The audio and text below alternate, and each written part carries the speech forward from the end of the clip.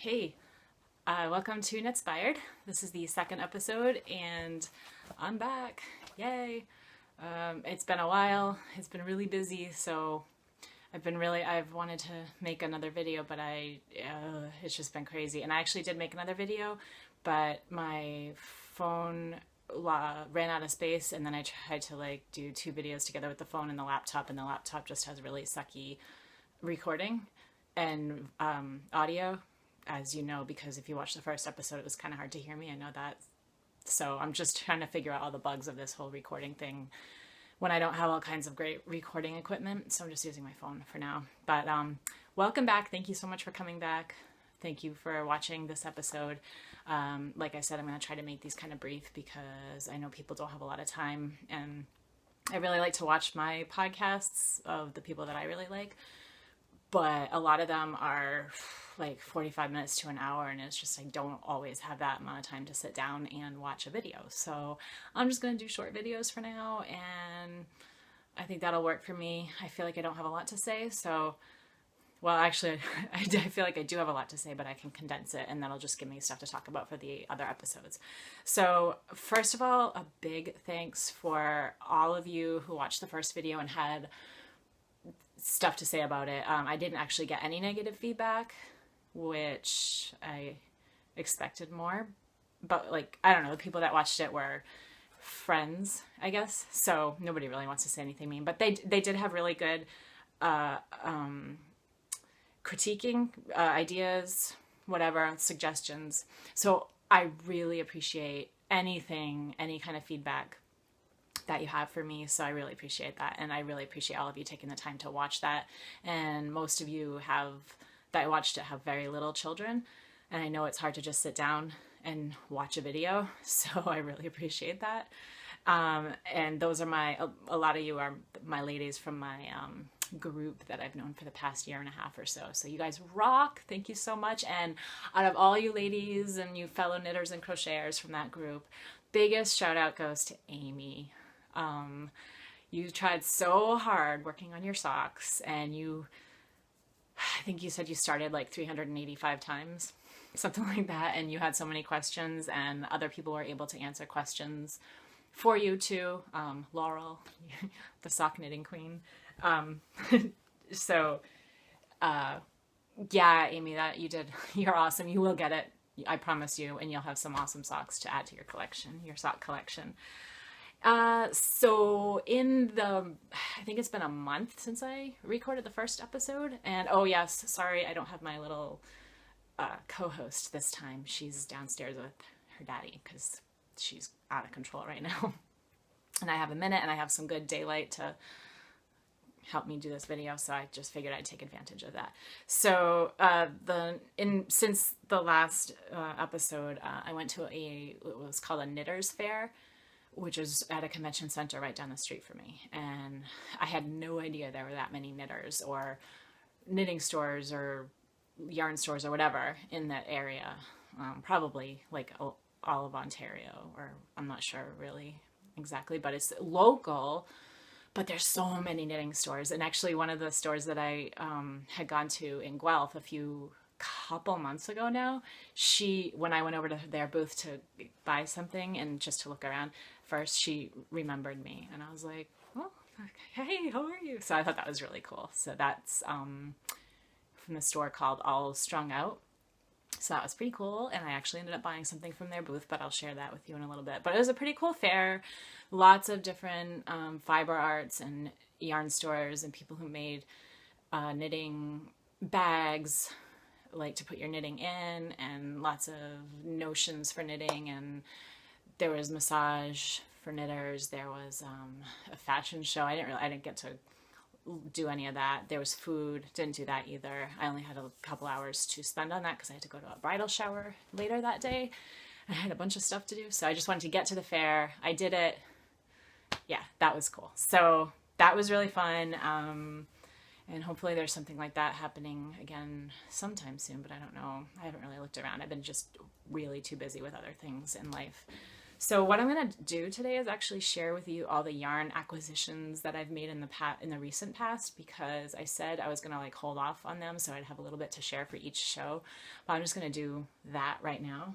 So at the, sorry for the looking away from the camera, at a local yarn shop near me, the name is escaping me. Oh, Shawl Knit. That's the name of it. They're awesome. It's a really cool house. And the whole house is like yarn. It's 2 floors. It's an old house. Ugh, I love it. I even dragged my husband in there once and he liked it, I guess. So I went to a knitting thing at their store back in July or August, I think August. And I purchased some yarn. So I got, this is Cascade Yarns Heritage Paints. The name of the color, wait, did this one have a name? I'm not sure. I don't think it did, but it's Marina Wall, and 75% superwash merino wool, 25% nylon, so this will be socks, and I just unraveled it. But it is this lovely color, which I can't wait to see what it looks like when it's in a cake or a ball or whatever. So that was pretty cool. That was one of the things I got. And then they have a sale room up in that store. So I bought yarn on sale. Why not? This was half price. This is Misty Alpaca, 100% baby alpaca, hand-painted lace yarn. So I'll probably make like a shawl or a cowl or something like that. And again, I don't think that has a color. 18. But that is that. It's really pretty. It's soft, a little fuzzy. I'm not sure if you can see that. And then also from that same room, I got these 2 balls of yarn that are, ooh, sorry, 100% merino superwash, and they're white and pink colors. Unfortunately, my cats got to that one, but that's like a pink color. Oh, it's in French. I'm not really sure what it says. But it's like a pinky purple, light pink purple, and then there's a white to go with it, so you can kind of see the contrast. They're only $3, so I figured I'd put them together and make a hat for the baby. So those are my acquisitions from Shall We Knit from that day. A couple months ago, there was like a knitting event there. Then at the Knitters Fair that I just talked about, I bought this. It's Manos del Uruguay Maxima, 100% extra fine merino wool. The color doesn't have a color name, but it's this. So I thought that was really cool. And also at that, and this, I bought this from the booth from the store, all strung out that they remember me at, and I bought this pattern. So, and I bought that because there was one of these shawls on display, and it was like really bright colors and everything, so that spoke to me, and I was like, oh, I gotta make that. It's kind of like a sampler. Oh, that's the name of it, Stitch Sampler Shawl. So I'm gonna do that, but I don't know what yarn I'm gonna use yet. Something bright and colorful, because I thought that looked the most fun. So yeah, those are my acquisitions, and I wanted to show you just a couple of the past projects because that is something that people had asked about. So some of the things that I've made in the recent past are these hand warmers, which I love making these. They're just made out of an acrylic. I made them at the end of last season, I think. And I wear them a lot around the house because even in the winter, I wear short sleeves. So, yeah, I make these a lot. They're super easy. There's 2 of them. And then I also recently made this cowl. It's got sequins in the yarn. Yeah. It's not an expensive yarn. It was just for fun. But I made it and designed it myself, and I thought it was fun. And even though it's like an acrylic yarn, I was able to block it, so it's nice, and you can see the cool pattern, the lace pattern. I just kind of followed a lace pattern that I saw, and then came up with this on my own. I did like the pearls, the seed stitch, and then all that other stuff. So it's kind of fun. It'll be cute. I have a scarf on right now, but you can see how it kind of will look for the cooler months coming up. So, and I've also made these couple of hats for the baby. This one, as I'm looking at it, it actually looks kind of funny, but it's pink and brown, just a plain hat. And also this one, which looks really cool on her. It's got buttons down the side, and it's kind of knit sideways, but like if it's turned up a little like that, it's kind of cute. I might be able to get a picture of her in it.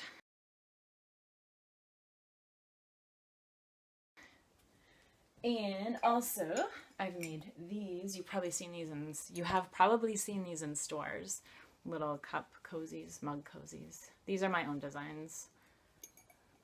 I did have one that I followed a pattern for. It's a lacy one, but I couldn't find it just now. So yeah, those are my designs. And this is my coffee cup. My morning cup of coffee always goes in this mug. And then I'm going to show you the couple of things that I've been working on. This is the Raina. Look at my pattern. The Raina by Nora Levola. It's a free pattern on Ravelry. Reyna. So it's super easy to knit up. It's a fast knit, although now I'm at the part where there's a lot of stitches on it, but anyway, this is it, and hopefully at the next episode I'll be able to show you the finished project, and I'll be wearing it. And it's bunched up down here because I don't have very long cables that I'm working on right now, but you can kind of, you get the idea. It's going to be like a V, so that's cool.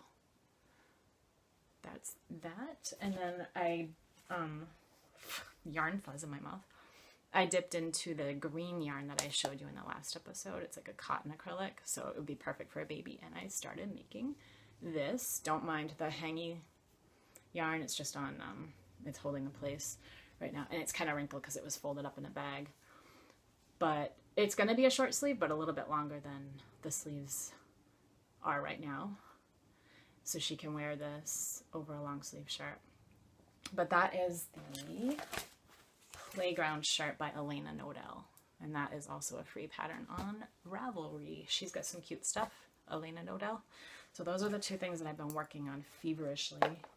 I wanted to get them done, but then again I didn't want to get them done because I wanted to be able to show them in progress in the video. So that is all the stuff I've been working on. I'm going to be working on some baby hats soon because I think it's people are wanting to buy gifts. So I think I'm going to put some up on my Etsy store and just get that going because people love baby hats.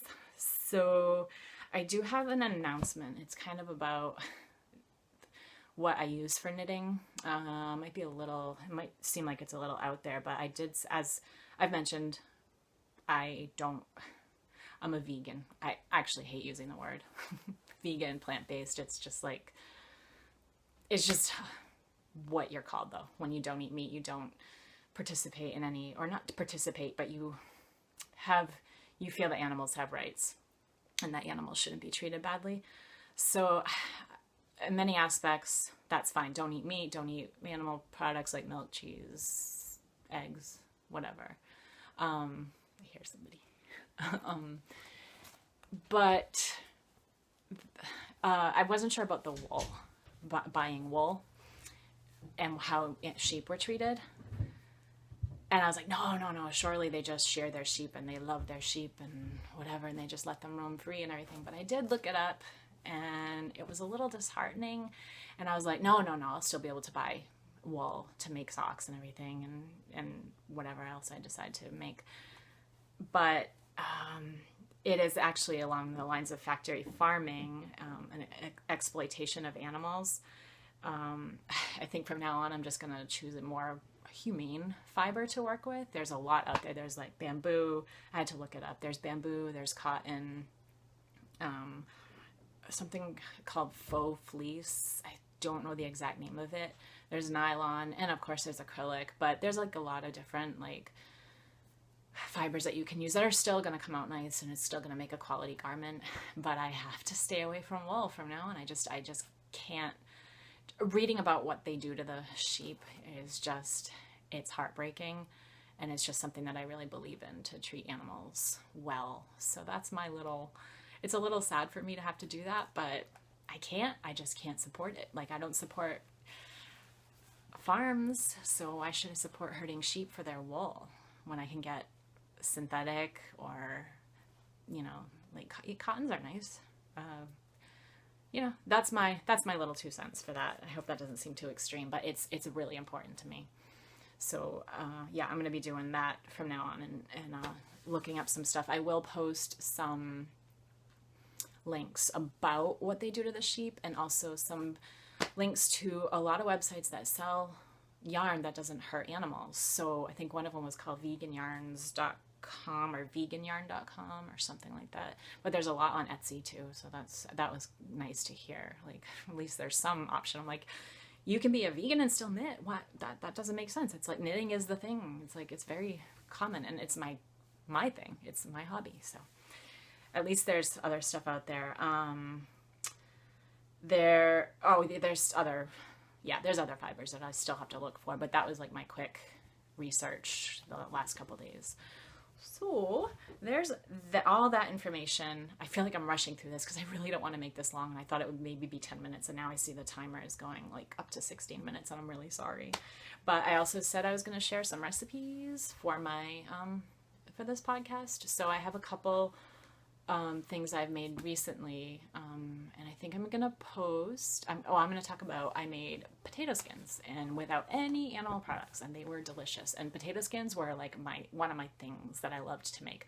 But I put bacon and sausage and cheese and sour cream, all of which come from animals. So I've had to completely reconstruct how to make potato skins, and I've made them a couple times, and oh my gosh, they're awesome. Like, delicious, like super satisfying. So I will post that recipe, which is basically just my own recipe, but it's like gives you ideas for making vegan potato skins or plant-based potato skins. And also I went to the library, and among the other 25 books I picked up there, I found this one, The Vegan's Daily Companion. 365 Days of Inspiration for Cooking, Eating, and Living Compassionately. And it's really an awesome book. I think I might actually have to buy it. There's just like something for every day for 365 days. And this lady, I don't know if she owns a rescue farm or something like that, but to me, it's really important. I'm getting more and more education the more I learn about being vegan, and my heart just goes out to these animals. And like we just live in a society that like we don't even think about it. I never thought about it. I ate meat for on and off. I'm not really a big meat lover anyway, but on and off for 37 years, and I'll never eat meat again. For many different reasons, health aspects, and it's not just meat. It's about other stuff too when it comes to the treatment of animals.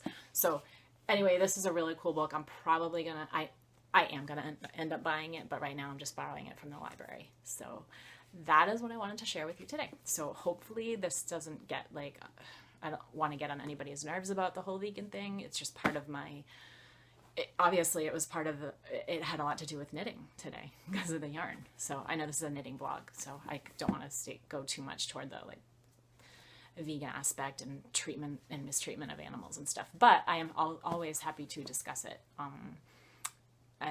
I've been learning a lot about it lately, so, and it's something I'm really passionate about. So anyway, that's my knitting stuff and my little spiel about veganism and all that stuff. But so that's the knitting stuff for today.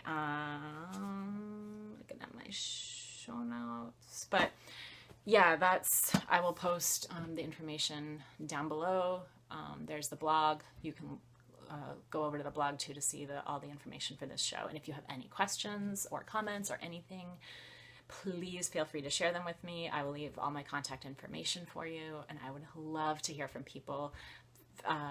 Once I get this more underway and I have a little bit more time to do it every week or every couple weeks, I'd like to start a Ravelry group so that there can be a discussion about each video. And my little kitties laying back here next to me. So anyway, thanks for watching, and I will hopefully be back sooner rather than like a month later from now. So bye.